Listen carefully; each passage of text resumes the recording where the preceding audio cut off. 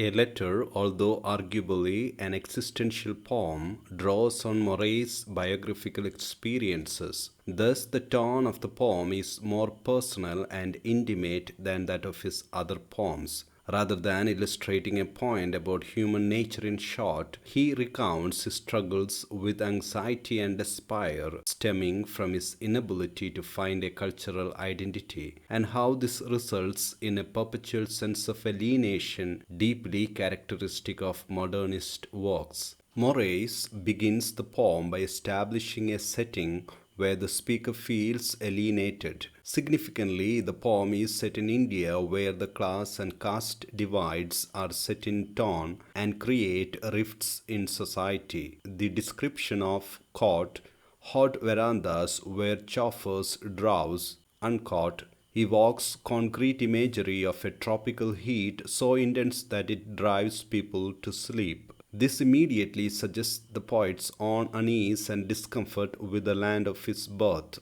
which leads to an overall rejection of all it contains. This also conveys to the readers that he grew up on the advantaged end of a class spectrum. His backyard is described as a cotton court, ragged thorns dominion. Here, the thorn, a threatening symbol of danger, has complete control over the backyard that is supposed to be his dominion. Ragged also recalls people of lower class, with the tone suggesting they have the capacity to hurt and revolt against their masters. The home is overrun with these people who have established their dominion in a space that is meant to be his space of comfort. Reinforcing this idea, his house is run by nameless servants, which indicates the distance and lack of personal connection between him and those in his home. Interestingly, he also refers to it as his father's house, which indicates he has not adopted it as his own. The backyard dirt where they whisper has undertones of his servants conspiring against the family and indicates the hostility between them and him. Here, the whispering of the lower class is almost implied the separation of his parents. After leaving his home, the description of the poem, caught and caught, growing like maggots in his head, suggests he began to write poetry as a means of catharsis. His poems were not beautiful and aesthetic, but emotionally complex. Just as maggots consume flesh, the flesh of his thoughts was devoured by his poetry. It seems ironic that poetry, a form so artistic and precise, has such animalistic associations. However, this highlights the traumas of his childhood that his poems helped him cope with. Later, the personification in Caught and Caught, each gun talking to me, suggests he was disturbed by the violence in his homeland, confused about his identity. The image of both quote-unquote green and dung-smeared plains in his homeland depicts a contrast between beauty and ugliness, entirely reflective of elements of his life that were both beautiful and ugly in his birth country. This instantaneous repulsion and attraction he feels indicate his complex relationship with India. The setting of the poem changes to England, and although the speaker migrates for a new beginning, he grieves at the still powerful sense of isolation. His description of life in England as quote unquote an infant's trip where many knew to walk represents his frustration at his own inexperience and vulnerability in contrast to others who were accustomed to the rhythm of life.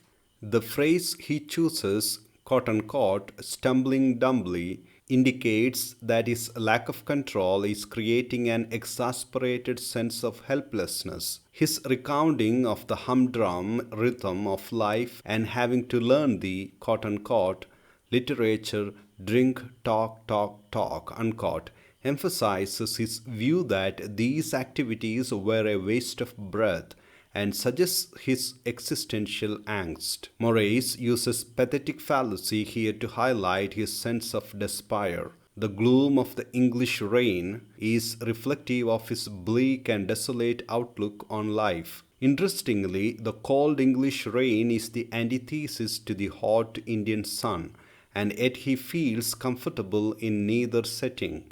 This represents his inability to find the comfort and solace of home in either England or India.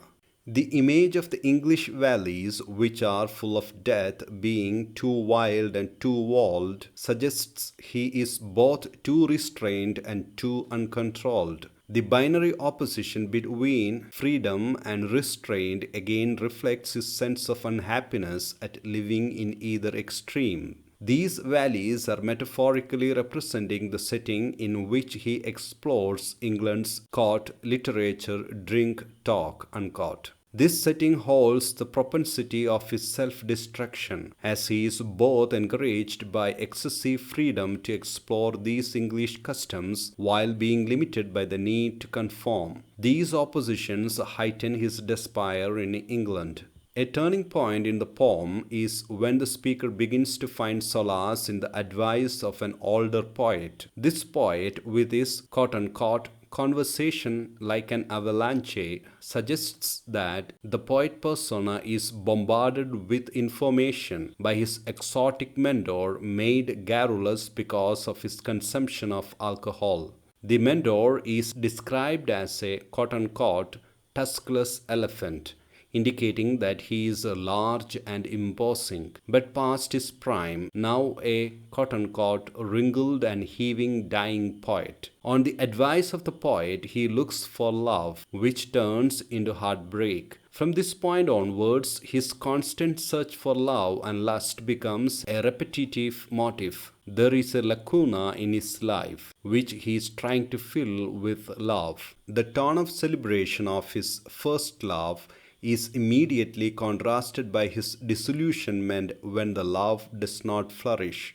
As a result, he quote-unquote staggers through bars as a drunken king, which represents a reversion to a dissolute life without boundaries. The metaphor of quote-unquote naked valleys shaken with alarms represent warnings that he was headed down the path of self-destruction. The word naked also conjures the image of sexual encounters afforded by his boundless freedom. It seems that during these encounters, the speaker is disturbed by humdrum aspects of the real world that check on his pleasure, represented by the sound of his physical alarm that shakes him out of his libidinous escapades. However, there is heavy irony attached to the freedom of his overindulgent life. Because of ideas asked to him from youth about ideal love and the perfect union, his encounters are entirely restricted by his expectation of what love should be, recalling the idea that his life is both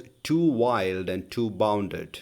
As a result, he cannot completely embrace his encounters and begins to see them as hawks and serpents. These are predatory, poisonous creatures and symbolize the destruction they would have brought to his life. Sexual encounters, which could be considered liberating to some, can never be satisfying or bring him joy because of his traditional mindset about life and his attempt to replicate the love he once had with his lover. This also marks a shift in the poem, from a speaker struggling with an overindulgent life to one who begins to contemplate, quote-unquote, the image of his lover in his arms, idealizing what seems to be a mythical lover. As the speaker imagines an image of his lover, this conveys immediately to the readers that this lover was simply a part of his past. There is a silent despair associated with the fact that his quote-unquote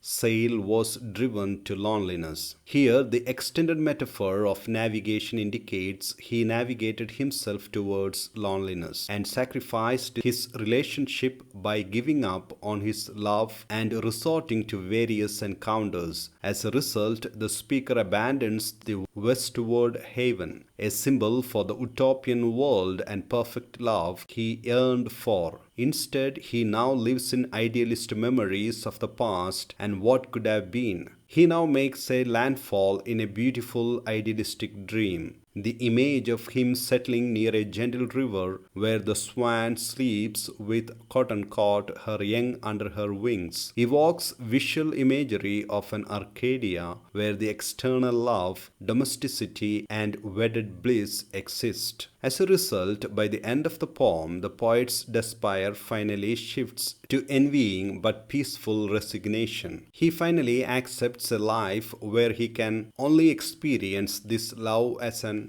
idealist dream. With this conclusion to the poem, Moraes conveys the power of despair to the reader, both as a catalyst for change and for the acceptance of a new reality.